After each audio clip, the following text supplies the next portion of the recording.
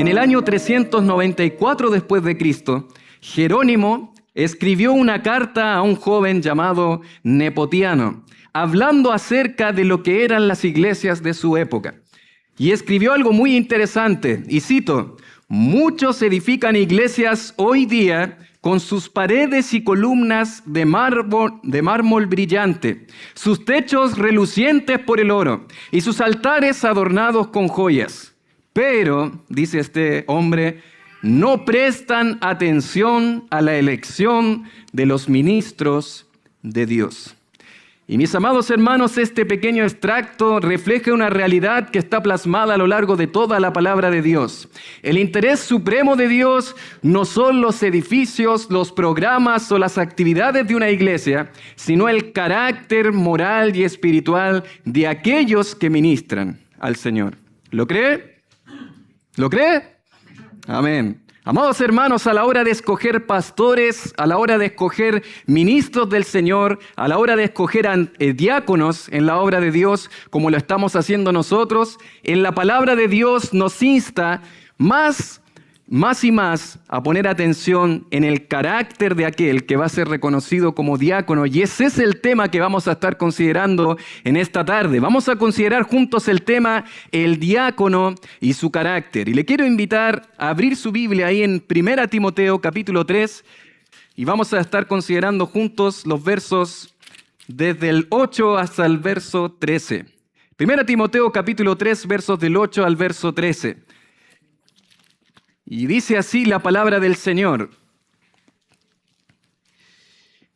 Dice: los diáconos asimismo deben ser honestos, sin doblez, no dados a mucho vino, no codiciosos de ganancias deshonestas, que guarden el misterio de la fe con limpia conciencia, y estos también sean sometidos a prueba primero, y entonces ejerzan el diaconado si son irreprensibles.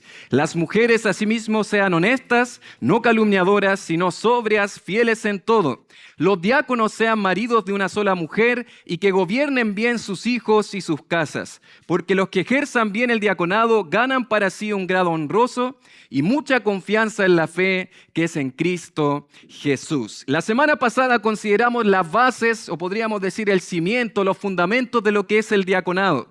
Hemos hablado de que no son muchos los pasajes que hablan acerca de esta temática en la palabra del Señor. Tan solo tenemos esta porción en la cual nos encontramos: Filipenses capítulo 1 verso 1, Romanos 16 verso 1 y Hechos capítulo 6 son los 4 pasajes que hablan acerca de lo que es el oficio del diaconado.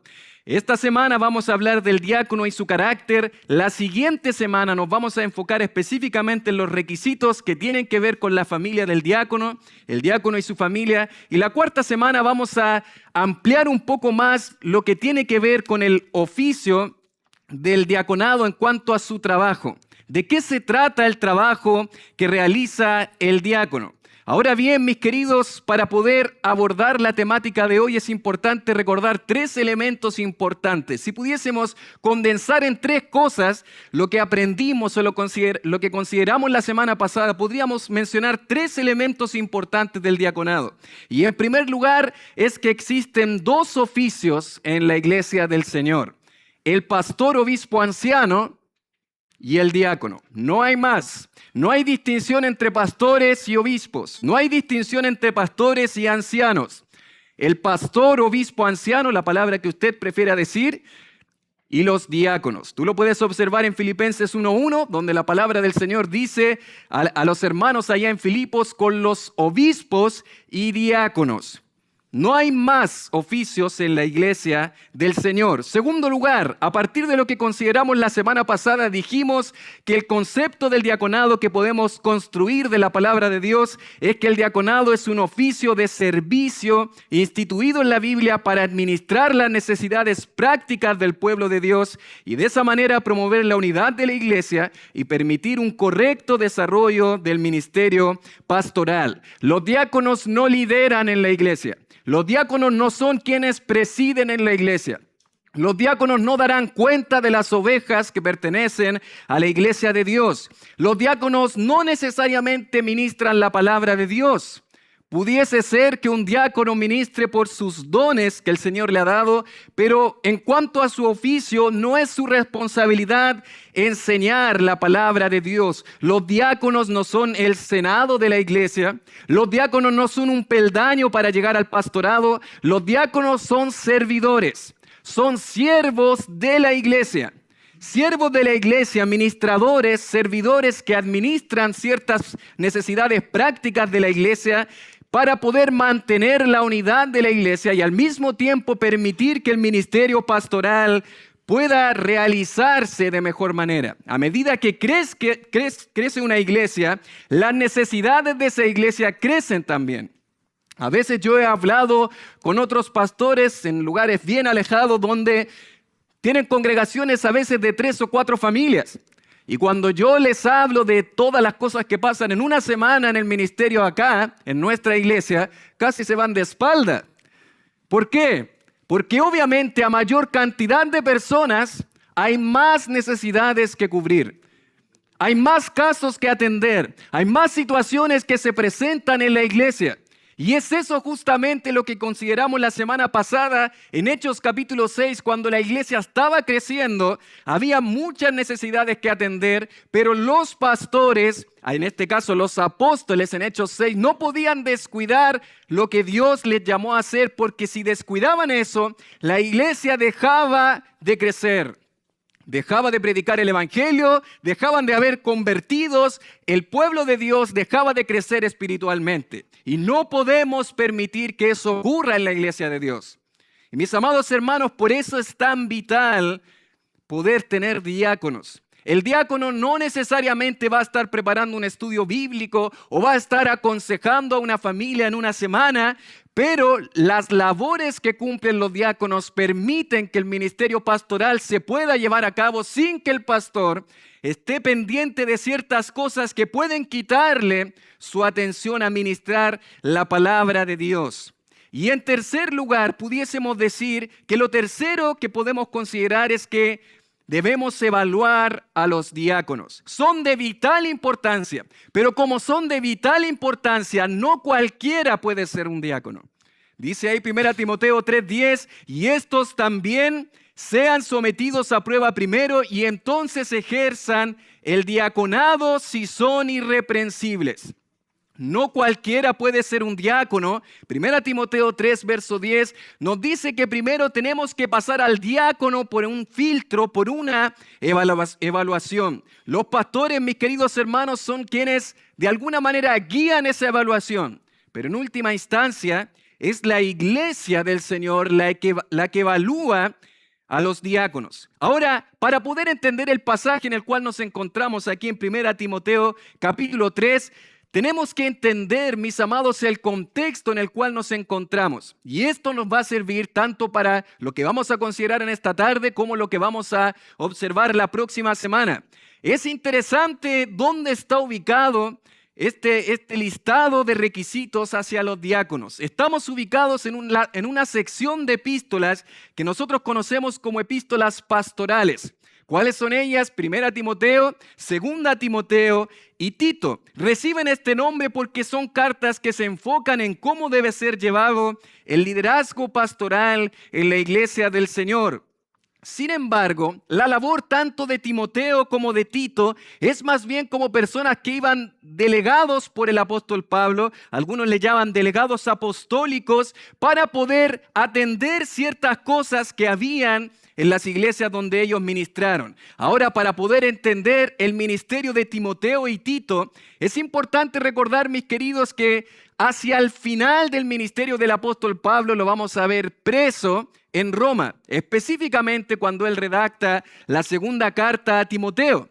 En esa sección vamos a observar que Pablo está preso en Roma. Pero ahora, mis queridos, tenemos que distinguir los encarcelamientos de Pablo. Pablo, según observamos en la palabra de Dios, va a sufrir 2 encarcelamientos que no debemos confundir. Al final del libro de los Hechos lo vamos a observar encarcelado, pero no necesariamente en una cárcel, sino en una casa alquilada. Tú lo observas en los últimos 2 versículos del libro de los Hechos. Pero es obvio, mis queridos, que cuando estamos en 2 Timoteo no es el mismo encarcelamiento que el libro de los Hechos. De manera que hubo 2 momentos en los cuales Pablo estuvo preso en Roma y entre medio hubo distintos eventos importantes a atender y reconocer que los podemos de alguna manera construir por lo que Pablo menciona en las epístolas pastorales. Al parecer, entre el 60 y el 62, después de que salió de la casa alquilada, después de que salió de prisión, Pablo inmediatamente trató de hacer un ministerio centrado en las iglesias que estaban naciendo en ese tiempo.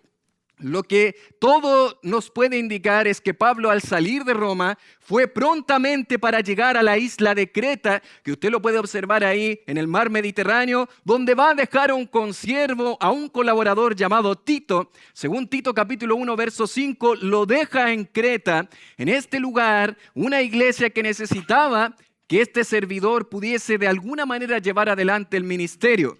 Pablo, después de salir de Creta, va a llegar a Éfeso, donde va a dejar a Timoteo en este lugar, otra iglesia en el Nuevo Testamento, y se va a dirigir hacia Mileto, según 2 Timoteo 4:20, va a llegar a Troas, donde en ese lugar va a dejar sus libros y pergaminos, y de ahí va a seguir hasta Macedonia. ¿Por qué es importante esto? Porque desde Macedonia va a escribir estas cartas pastorales, la que sería la primera carta a Timoteo y la carta a Tito, una dirigida hacia Timoteo en Éfeso y otra dirigida hacia Tito en Creta. De allí Pablo va a llegar a un lugar llamado Nicópolis, que aparece ahí en Tito capítulo 3, verso 12, y es en este lugar donde Pablo va a ser arrestado y llevado nuevamente a Roma, donde finalmente va a estar en un calabozo y va a escribir 2 Timoteo, y es en esta ocasión donde ya no va a salir más y va a morir, según la tradición, allá en la Vía Ostia, al oeste de la capital, bajo el reinado de Nerón. Ahora, lo interesante es observar cuál fue el ministerio de Timoteo y de Tito. Mis queridos hermanos, lo interesante es que los enfoques de estos ministerios eran diferentes. Tanto Timoteo como Tito eran grandes colaboradores en el ministerio, pero no tenían la misma función. Cuando tú observas Tito capítulo 1, verso 5, vas a observar que el ministerio de Tito en Creta tenía más bien la función de completar el ministerio.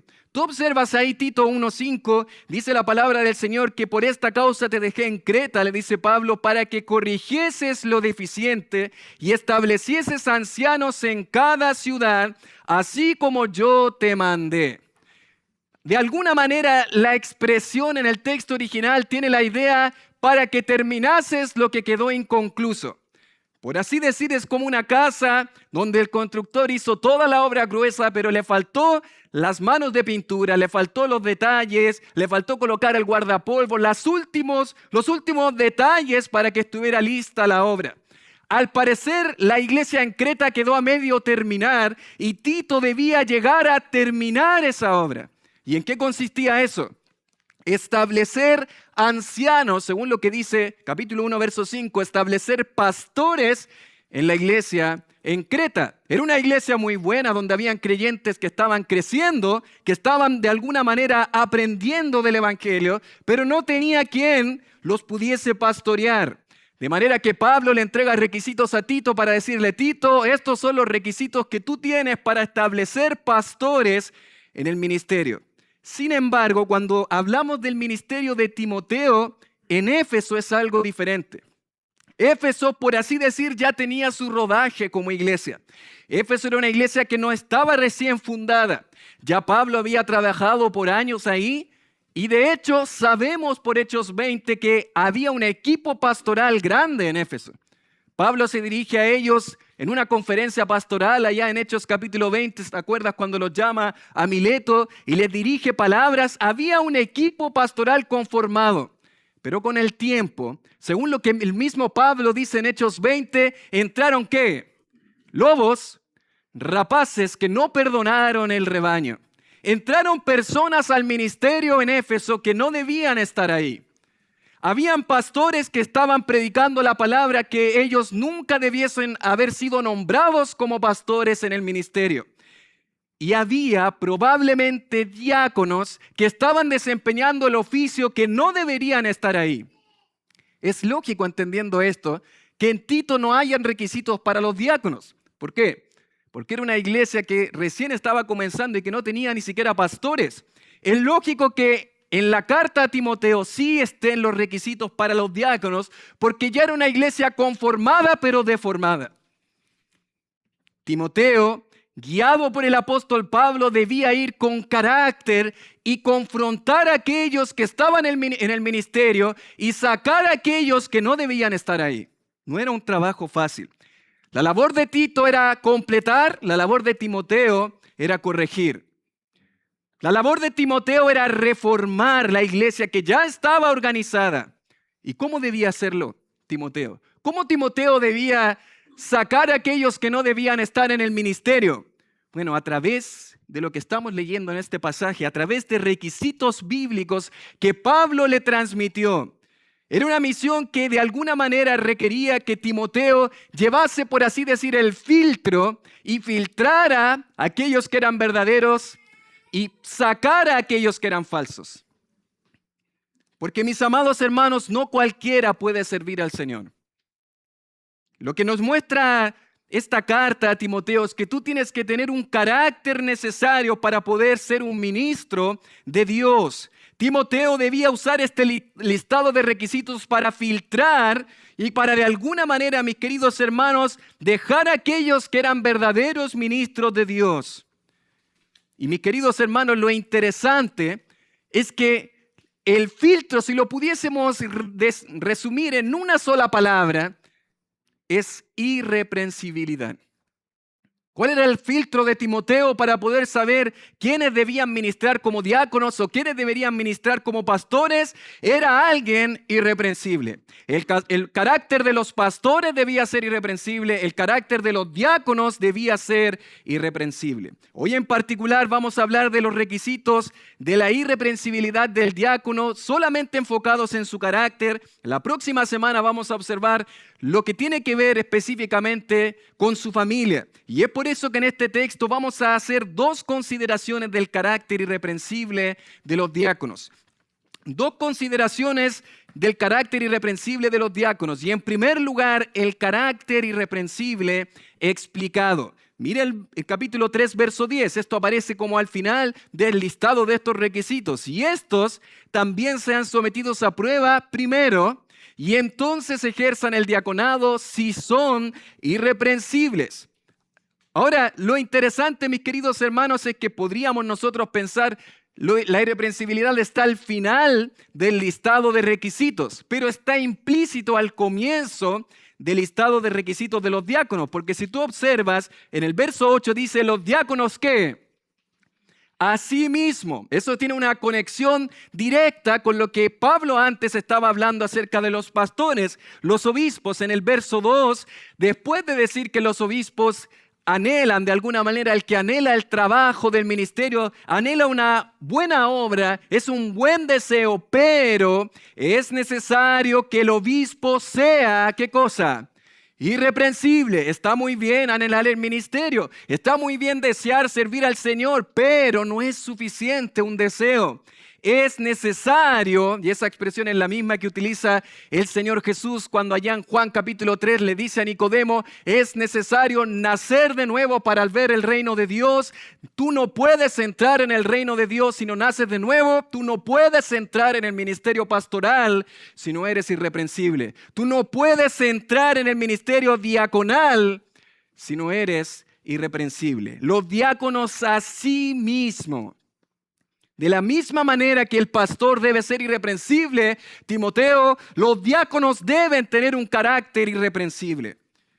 Ahora, ¿qué significa esto de la irreprensibilidad? Bueno, mis queridos hermanos, lo primero que tenemos que entender es que la irreprensibilidad no es un requisito más, sino es el parámetro de todos los otros requisitos. ¿Lo tiene? El hecho de ser irreprensible no es un requisito más que se agrega a la lista, sino que es el parámetro que debe haber en cada uno de los requisitos. En el mundo de la moda se suele hablar de la palabra elegante como una palabra que no tiene que ver con un código de vestimenta. tiene que ver con un parámetro que debe estar presente en cada código de vestimenta. Alguien puede vestirse informal y verse elegante. Alguien puede vestirse casual y verse elegante. Alguien puede vestirse semiformal y verse elegante. Alguien puede vestirse de etiqueta y verse elegante, porque es algo transversal en la forma en la cual nos vestimos. Y de la misma manera, mis queridos hermanos, la irreprensibilidad no es un requisito más, sino es lo que debe estar presente en cada uno de los requisitos. Es la cualidad que envuelve todos los requisitos bíblicos. Cada característica de los diáconos es una expresión que debe ser irreprensible. Su forma de hablar, su administración del dinero, cómo sirve, cómo dirige su hogar, cómo de alguna manera vive.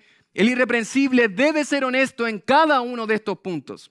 En cuanto a ser honesto, debe ser irreprensible. En cuanto a ser sin doblez, debe ser irreprensible. En cada uno de los puntos. Ahora, ¿qué significa ser irreprensible? Bueno, permítanme decirle, mis queridos, lo que no significa ser irreprensible. Irreprensible no significa ser impecable. De otra manera, ninguno pudiese ser pastor, ninguno pudiese ser diácono. El único que de alguna manera es la imagen viva de estos requisitos es nuestro bendito Señor Jesucristo. Él es impecable. Él cumple y cumplió a la perfección todo lo que observamos acá. En su vida terrenal jamás quebrantó, por así decir, este listado de requisitos. Pero mis queridos hermanos, ¿qué significa ser irreprensible entonces si no es impecabilidad? Bueno, podríamos definirlo de esta forma. Esta palabra significa que no puede existir una acusación válida o justificable en contra de esa persona. No hay nada de lo que pueda ser acusado que pueda ser comprobado en su carácter. Es decir, en todas estas cosas que se enlistan acá, no hay nada en lo cual él hoy pueda ser acusado, en lo cual se pueda demostrar que está pecando en esta área. Y si en algún momento pecó en alguno de los requisitos que se enlistan acá, lidió de manera íntegra con su pecado. Confesó su pecado a Dios, confesó su pecado contra quienes pecó y mostró evidencias claras y frutos de arrepentimiento. Si alguien lidia de manera íntegra con su pecado, ha pasado de reprochable a irreprochable. Pasó en ese momento de alguien reprensible a alguien irreprensible. Nada cuestionable se puede decir de su carácter. Alguien lo ha dicho así, es alguien que no tiene cola que le pisen. No tiene cola que le pisen, esa es la idea. Y de alguna manera yo al enseñarle a mis queridos hermanos en el programa de entrenamiento para diáconos, utilizaba la ilustración de un sartén sin mango.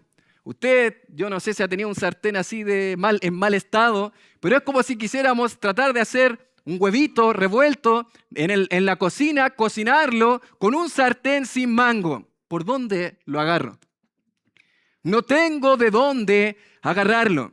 ¿Ha tratado de hacer eso en algún momento? Bueno, mis queridos, eso es de alguna manera lo que significa ser irreprensible. No tengo de dónde agarrar el carácter de este hermano.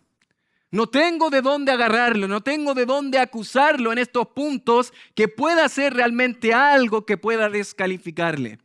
Analizas un área de la vida y no hay dónde agarrarlo. Analizas el otro punto, no tengo nada que decir ahí. El otro requisito y no hay nada.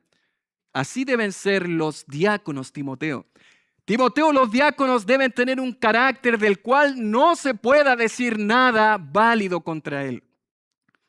¿Y por qué debe ser así, mis queridos hermanos? Porque la obra de Dios es algo de sumo cuidado. Hay personas que están muy interesadas por servir en la obra de Dios, por ser involucradas, por tener mucho talento, porque tienen muchas capacidades, pero mis queridos, la obra de Dios requiere un carácter probado, un carácter necesario para poder desempeñar en el ministerio, sea en el pastorado o en el diaconado. Y cuando hablamos del oficio del diaconado, podemos decir que es sumamente importante que el carácter sea así, porque hemos visto que el diaconado tiene que ver con una administración práctica, con ayudas prácticas a personas en necesidad. No pueden ser personas que tengan un carácter interesado en tener algunas ganancias, en poder adquirir algo de las personas, porque ellos están para ministrar a otros.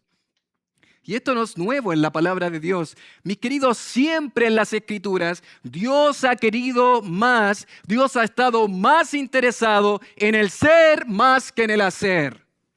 Nosotros estamos siempre más interesados en el hacer. Y hay personas que tienen mucho talento en muchas iglesias y prontamente las ponen a ministrar, a servir, sin antes probar su carácter, sin dar tiempo a observar si realmente tienen un carácter que pueda ser evidente a los demás, que es alguien íntegro en su carácter, alguien irreprensible. Mis queridos hermanos, una persona que lleva adelante el ministerio práctico de ayudar a otros debe mostrar un carácter irreprensible, un testimonio a la luz de todas las personas que debe ser irreprensible. Siempre en las Escrituras, Dios está más interesado en el carácter que en las capacidades. Dios está más interesado en el testimonio antes que en los talentos. La semana pasada observamos allá en Éxodo capítulo 18, donde Jetro, el suegro de Moisés, le aconseja que él no trabaje solo en el ministerio, que él no se dedique solo a atender al pueblo porque iba a desfallecer. ¿Y quién iba a desfallecer después? El pueblo de Dios. Y mis queridos hermanos, ese es un gran consejo, podríamos decir, Jetro, qué buen consejo hacia Moisés. Prepara un equipo, pero ¿sabes qué? No era poner a cualquier persona tampoco. Sí, es necesario poder tener a personas, Moisés, pero no es simplemente que sean personas muy talentosas en administración o personas que tengan buen juicio simplemente. Eran personas que debían tener un carácter probado frente a los demás. Éxodo 18, 21, le dice Jetro a Moisés, además, escoge tú de entre todo el pueblo varones de virtud. No habla nada de talentos ni de capacidades, que cantaran bien, que fueran personas muy elocuentes hacia el pueblo. ¿Varones de qué? Virtud, temerosos de Dios, varones de verdad, que aborrezcan la avaricia. Porque ¿sabes qué hubiese pasado?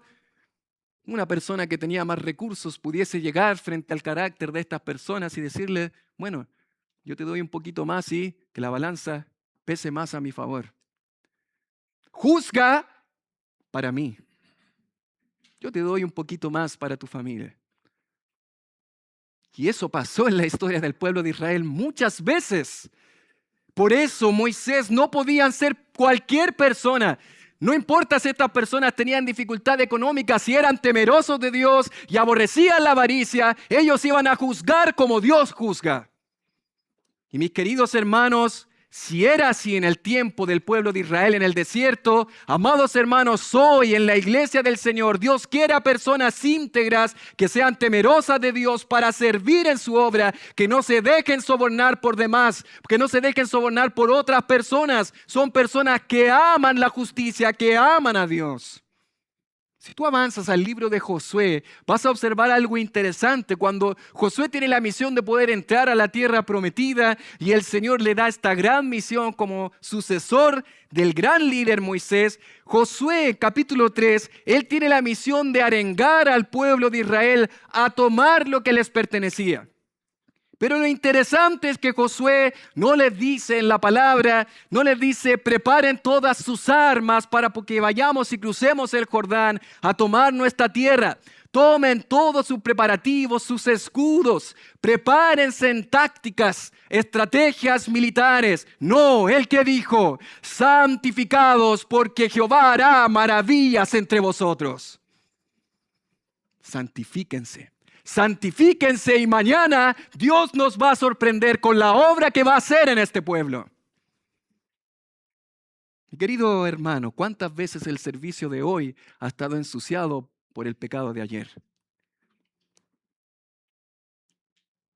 Josué le dice a este pueblo, queridos, hay que tomar lo que Dios nos mandó, pero debemos hacerlo con una vida que agrade a Dios. Debemos hacerlo en santidad.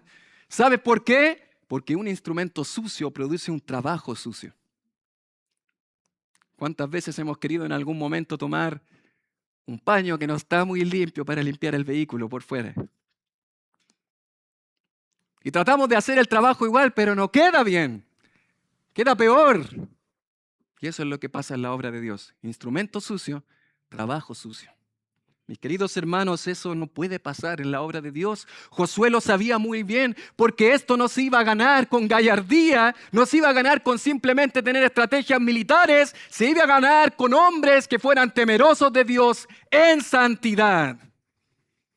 Y así se ganan las victorias en el pueblo de Dios hoy. Amén. Así se gana el día de hoy, amados hermanos. Amados hermanos, si hoy el pueblo vive en santidad, ¿saben lo que vamos a ver? Maravillas entre nosotros. Eso va a ver el pueblo de Dios cuando hayan hijos del Señor que caminan en integridad delante del Señor, en su vida personal, en su semana, buscan caminar frente a Dios, ser temerosos de Dios. Y ¿sabes qué? Cuando nos reunimos para poder servir a Dios, vamos a ver el poder de Dios manifestado y la tierra va a ser nuestra. Eso va a ocurrir cuando un pueblo camina en santidad. En Hechos capítulo 6, el texto que observamos la semana pasada, el patrón sigue igual. Las personas no tenían que ser expertos en finanzas. Grandes contadores, estos 7 diáconos. No tenían que ser personas expertos en logística para poder llevar adelante el ministerio de administrar todas estas ayudas hacia las viudas. No.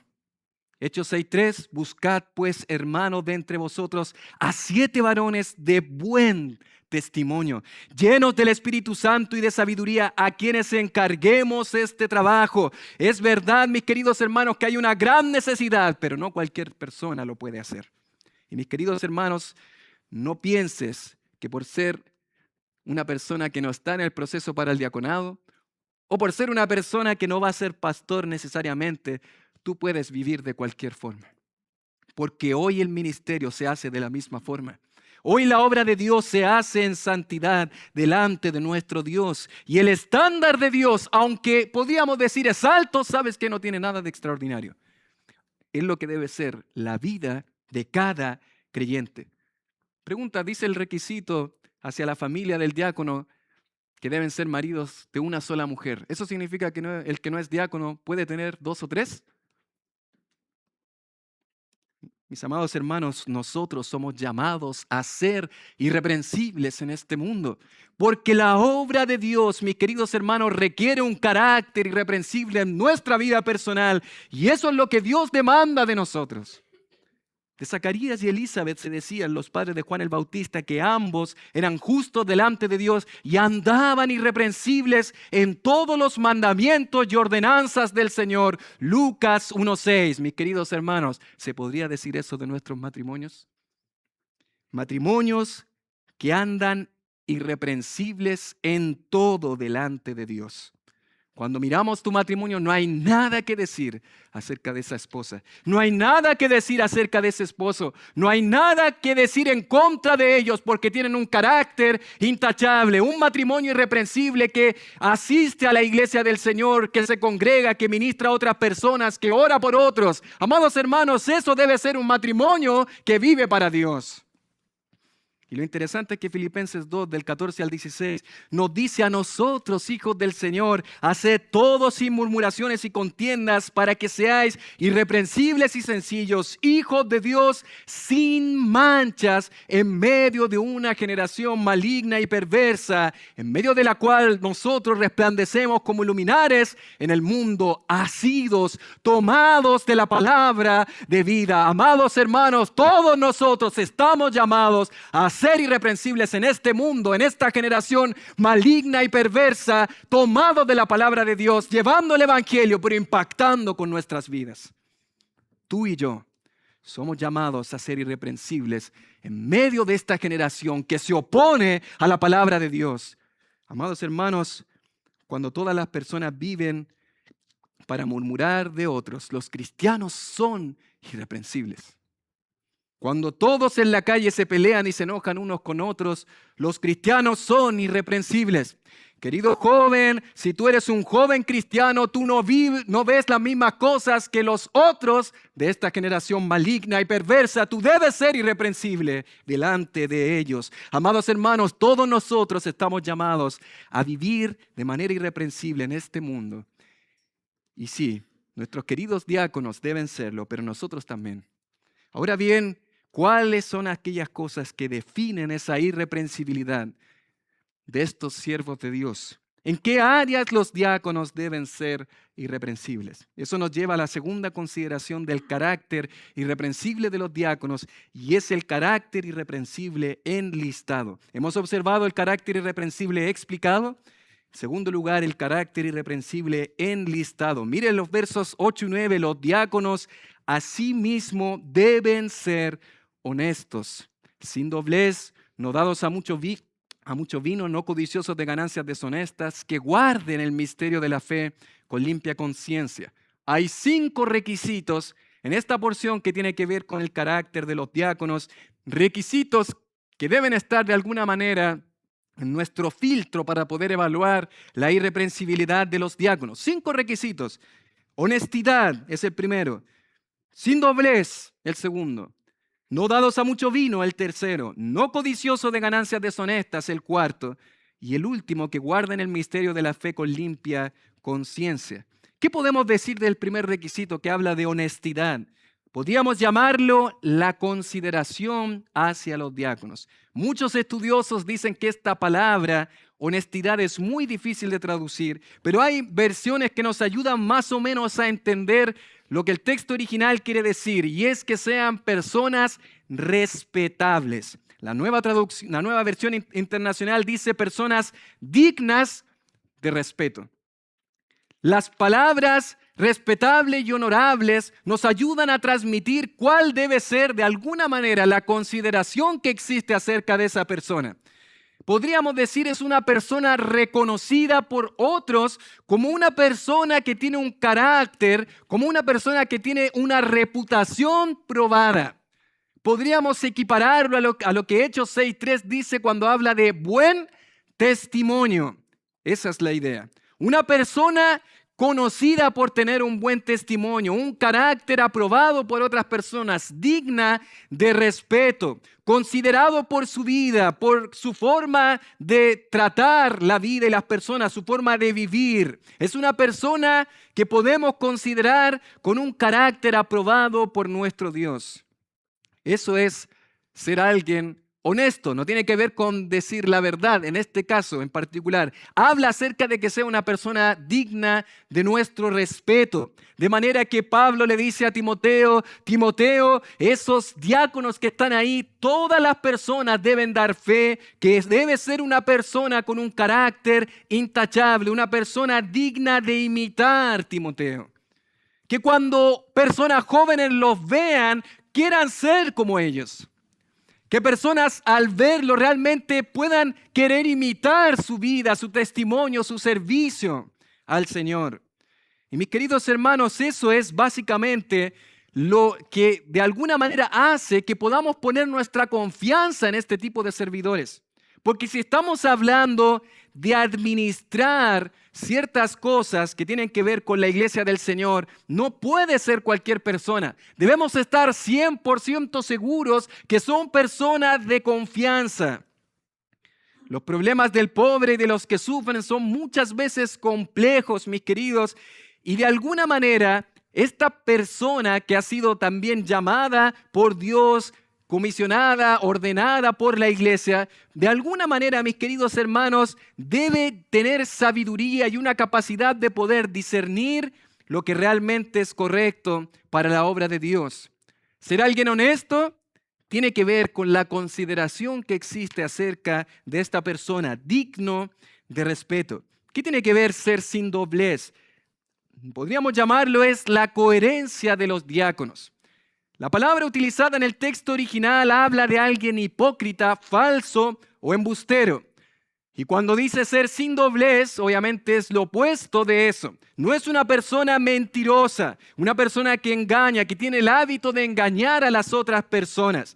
Un comentarista lo define de esta forma: decirle una cosa a alguien y otra diferente a otro. Eso es alguien que podríamos decir se conduce con doblez. Es decir, va frente a algunas personas y les dice cierto discurso, y cuando va a las otras personas tergiversa el discurso, cambia lo que se dijo y lo tergiversa para su provecho. El término prohíbe que sea una persona de habla manipuladora, insincera, una persona falsa, hipócrita. Y es interesante, mis queridos hermanos, porque obviamente no vamos a poner nuestra confianza en personas a ministrar a otros si son personas que tienen la práctica y el hábito de mentir, de tener un disfraz, de decir cosas falsas, inventar historias. Un diácono debe ser un hombre de palabra, un hombre en que su sí sea sí y su no sea no. Cuando hablamos de alguien no dado a mucho vino, podríamos decir tiene que ver con el control de los diáconos. Mis queridos hermanos, la Biblia contiene muchas advertencias con respecto a los peligros potenciales que tiene el vino y las bebidas embriagantes acerca de nuestro juicio. Si tú lees allá en Proverbios 21, dice que el vino es escarnecedor, la sidra alborotadora, y cualquiera que por ellos yerra no es sabio. No tiene la capacidad de poder aplicar sabiduría en ciertos aspectos de la vida. Y como la labor de los diáconos requiere sabiduría, mis queridos hermanos, esta persona que es ordenada como diácono no puede ser una persona influenciada por el alcohol en su vida, no puede ser una persona que permita que el alcohol tenga control de su vida. Ahora, este texto no es una prohibición absoluta de injerencia de vino. Es una prohibición en contra del abuso del vino o de cualquier otra sustancia que pueda de alguna manera tomar control de nuestra vida. Nosotros, mis queridos hermanos, no podemos decir que el solo hecho de beber vino es pecado. Nosotros debemos hablar donde la Biblia habla y debemos callar donde la Biblia calla.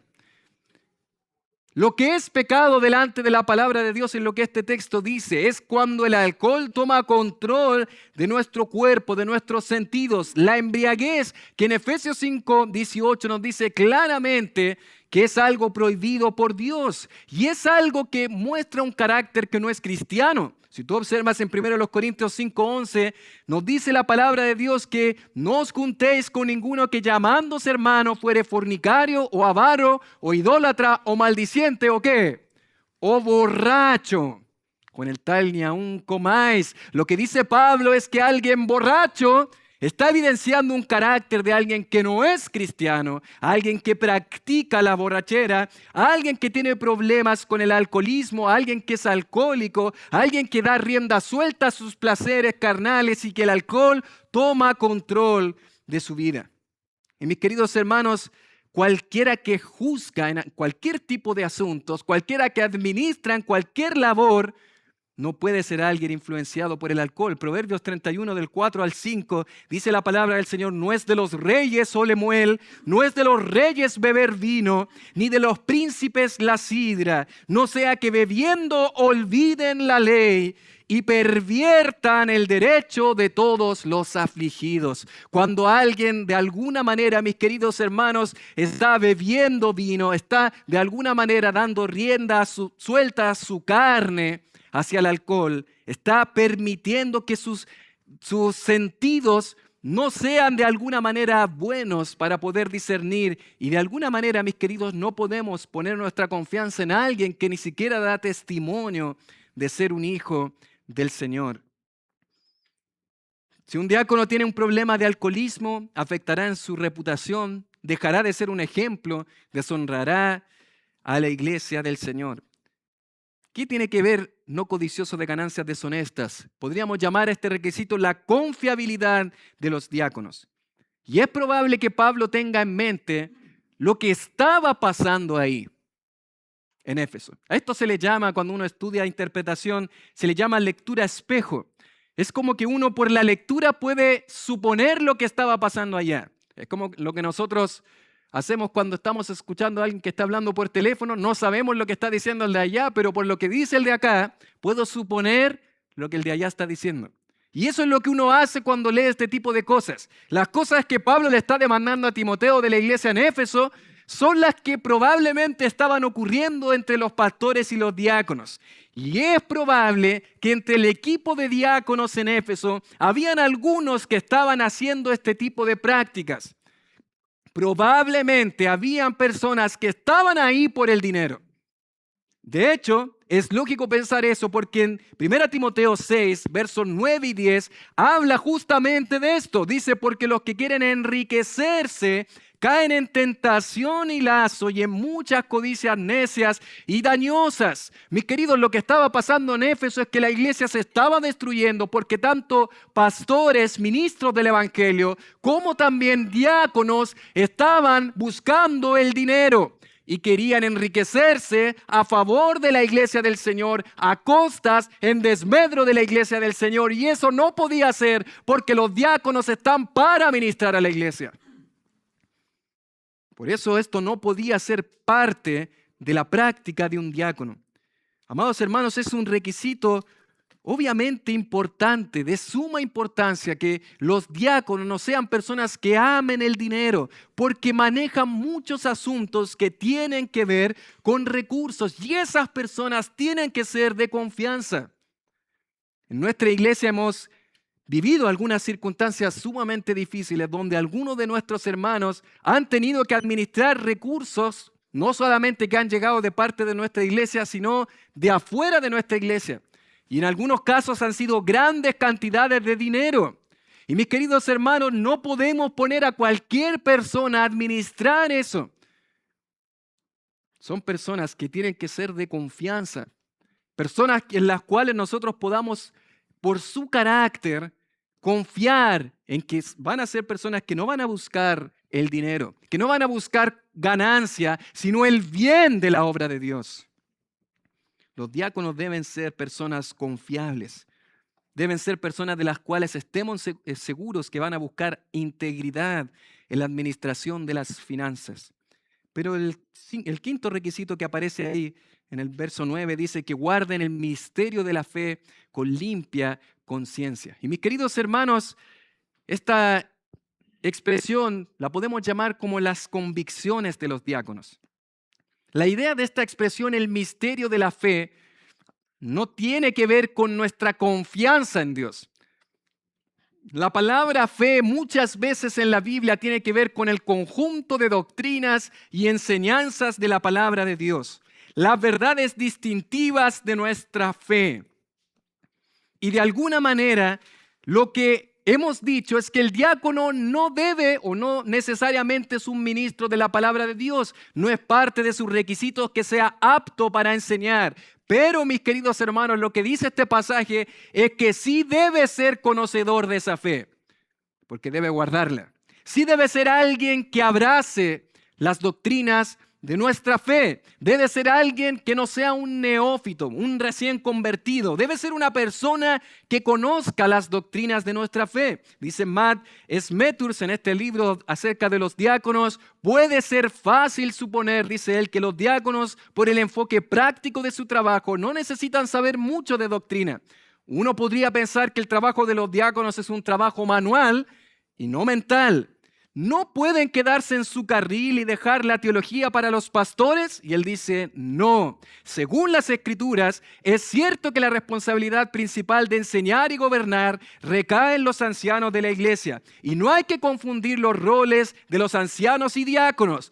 Pero, dice él, los diáconos no están exentos de conocer la Biblia. Los diáconos deben ser capaces de con su Biblia poder defender la deidad de Cristo. Deben ser capaces de tomar su Biblia y hablar con certeza acerca de que la salvación no se pierde. Deben poder tomar la palabra de Dios y defender la deidad del Espíritu Santo. Deben conocer la doctrina de nuestra fe. Y es por eso que en medio de nuestro programa de entrenamiento, personalmente pude evaluar conocimiento doctrinal en la vida de nuestros queridos hermanos de poder defender la palabra de Dios con su Biblia, poder defender conceptos bíblicos, porque mis queridos hermanos, ellos deben conocer de la Biblia. Pero no solamente deben conocerla, sino que el texto dice que deben guardarla. Deben ser protectores de la doctrina. Cuando cosas erróneas, falsas doctrinas se incorporan a la iglesia de Dios, los diáconos son protectores, guardan el misterio de la fe, protegen a la iglesia, aunque no están desde el púlpito predicando la palabra, ministrando, protegen a la iglesia de falsas doctrinas. Pero además de eso, no solamente deben conocerla y protegerla, sino deben también vivirla. Porque dice con limpia conciencia. La conciencia es ese aparato sensitivo que el Señor nos dio para detectar aquellas cosas que agradan o desagradan a Dios. Y eso es vital en el ministerio, mis queridos. No solamente son personas que conocen de la Biblia, sino que esas doctrinas saben cómo poder aplicarla en circunstancias necesarias. En ocasiones hay que tomar decisiones en el ministerio que a veces no son tan fáciles de tomar. A veces discutimos, y esto y aquello, y hay una opinión, y aquí y acá. Para eso, mis queridos, alguien que nosotros reconocemos como diácono tiene que conocer la doctrina de nuestra fe. Tiene que saber discernir en su mente si eso es correcto o no. Porque nuestra conciencia nos acusa o nos defiende, según Romanos 2:15. Y en ocasiones hemos tenido conversaciones donde hemos tenido que decidir poner un alto porque hemos sido acusados por nuestra conciencia. Porque a veces algo no necesariamente es malo, es pecaminoso en sí mismo. Pero nuestra conciencia que el Señor nos ha regalado, en ocasiones nos muestra, esto no es tan correcto. Y nosotros hemos dicho, y he hablado personalmente con algunos de nuestros hermanos, eso no es pecado en sí mismo, pero si nuestra conciencia no nos permite avanzar, dejémoslo hasta ahí. No tomemos esa decisión, no avancemos con eso. Y eso, mis queridos, no es fácil. No cualquier persona tiene esa capacidad para poder dejar que realmente nuestra conciencia pueda obrar en momentos en los cuales hay que decidir con sabiduría. Mis queridos hermanos, hemos visto consideraciones acerca del carácter irreprensible de los diáconos. El carácter irreprensible es explicado. Una persona de la cual no puede haber una acusación válida en su contra. El carácter irreprensible enlistado. Honestidad sin doblez. No codicioso, no dados a mucho vino, que guarden el misterio de la fe con limpia conciencia. Quiero solamente cerrar este tiempo con algunas aplicaciones finales para cerrar. Amados hermanos, como iglesia, somos llamados a evaluar no las capacidades, sino el carácter de los diáconos.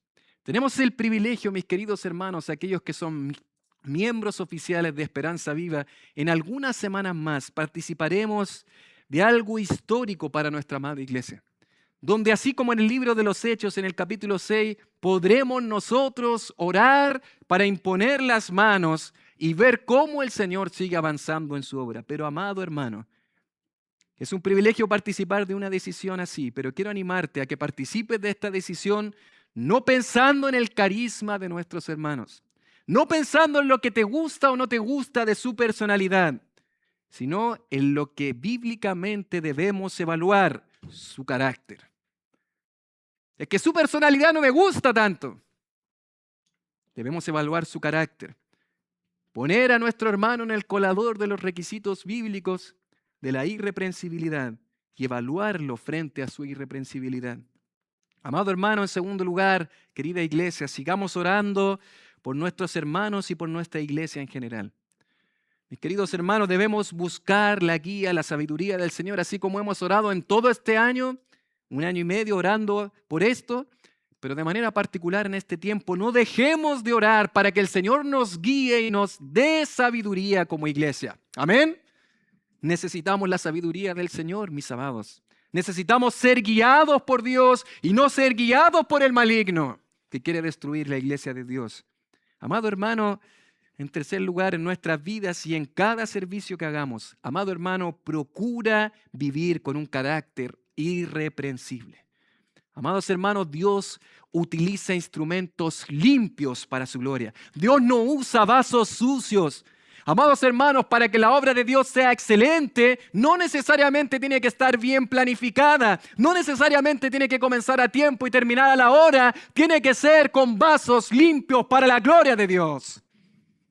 Amado hermano, procura vivir un carácter santo, cultivar un carácter santo para Dios, para servirle en su obra. Oh, amado hermano, yo te animo a evaluar si lo que estás haciendo para Dios, realmente lo estás haciendo como un vaso limpio para la gloria de Dios. ¿Cómo sirves a Dios? ¿Estás presentando un servicio que agrade realmente a Dios? Pero finalmente, mis queridos, el único hombre de carácter impecable es Jesucristo. Al terminar este pasaje, mis queridos, es importante recordar una verdad fundamental. El único hombre que ha poseído un carácter absolutamente impecable es nuestro bendito Señor Jesucristo. Todos los requisitos que Pablo presenta para los diáconos describen el carácter que deben tener sus diáconos, sus siervos, personas que de alguna manera no deben tener algo de lo cual nosotros podamos acusarlos. Pero, mis queridos hermanos, el estándar perfecto, el único que ha logrado eso, es la persona divina del Hijo de Dios. La Escritura declara repetidamente que Jesús jamás pecó. Primera de Pedro 2:22, el cual no hizo pecado y no se halló engaño en su boca. Nos dice segunda los Corintios 5:21, al que no conoció pecado. Y Hebreos 4:15, que fue tentado en todo, pero sin pecado. El Cordero sin mancha y sin contaminación. Mis queridos hermanos, Él, Cristo, es el que cumple a la perfección todos estos requisitos. ¿Los diáconos deben ser honorables? Sí. Pero Jesús es el hombre más digno de imitar que ha existido, siempre haciendo la voluntad del Padre. Los diáconos deben ser sin doblez. Sí, Cristo jamás actuó con hipocresía ni engaño. Su boca siempre habló la verdad. ¿Deben tener los diáconos dominio propio? Sí, nuestro Señor Jesucristo vivió en absoluto control de sí, nunca gobernado por sus deseos, siempre sometido a la voluntad del Padre. Los diáconos deben ser íntegros con el dinero. Nuestro Señor Jesucristo, ¿sabes lo que hizo? Se hizo pobre para que nosotros seamos enriquecidos. Los diáconos deben guardar el misterio de la fe con limpia conciencia. Y nuestro Señor Jesucristo obedeció a la perfección la voluntad del Padre desde la tumba hasta la cuna. Amados hermanos, Él vivió a la perfección en su vida. Queridos hermanos, Él es el estándar perfecto que tú y yo debemos imitar.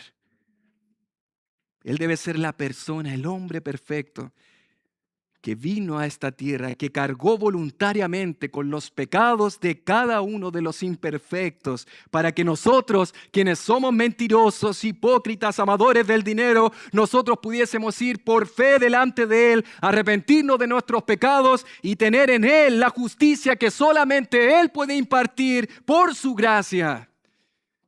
Mis queridos amigos que hoy están acá, si hoy reconoces tu pecado, y dejas de confiar en tus propios méritos y te arrepientes de corazón delante de Dios, si pones tu fe en Jesucristo para salvación, hoy tendrás perdón completo de tus pecados y tendrás vida eterna en Jesucristo. Hay gracia suficiente porque Él, Jesucristo, Él vivió por los pecadores y murió por los pecadores.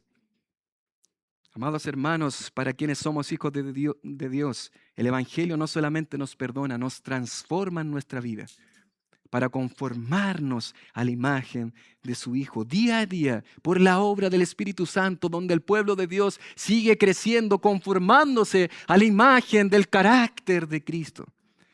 Y para aquellos que están en este proceso del diaconado, mis queridos hermanos, sí, tenemos que tener referentes en nuestra vida que sean dignos de imitar.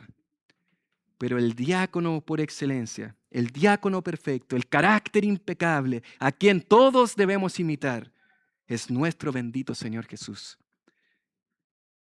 Miren a Cristo, porque Él es realmente el único que puede a nosotros darnos ese estándar de una vida transformada por el Evangelio. Solamente para cerrar, se cuenta de un diácono que trabajaba limpiando el templo antes del culto.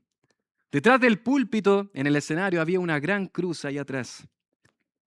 El diácono llegaba temprano cada domingo. Con mucho esmero limpiaba cada una de las bancas de la iglesia que había en la antigüedad. Ordenaba los himnarios y los dejaba todos dispuestos para los hermanos. Preparaba todo impecable, limpiaba el templo para que toda la congregación pudiese llegar y pudiese adorar al Señor.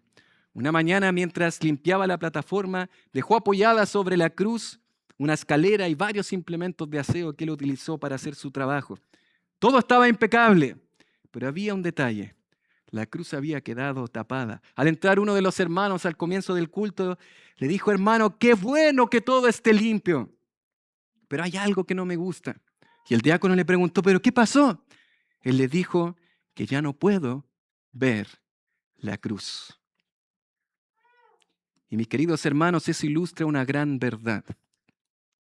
Un diácono está llamado a servir, pero está llamado a que saque todos los obstáculos y que cuando veamos su vida, veamos la obra de la cruz de Cristo.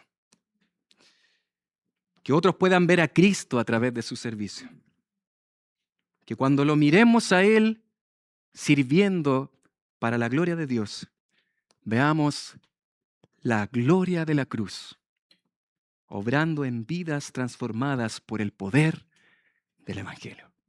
Amados hermanos, que cada vez que los veamos servir, no los veamos a ustedes, mis queridos, sino que veamos la gloria de Jesucristo. Que nuestras miradas se dirijan a Él. Y mis queridos hermanos, que ese carácter irreprensible de los diáconos nos anime a nosotros a mirar esa gloriosa cruz de Cristo y que podamos ver vidas transformadas de personas que sirven para la gloria de nuestro Dios. Vamos a orar a nuestro amado Señor.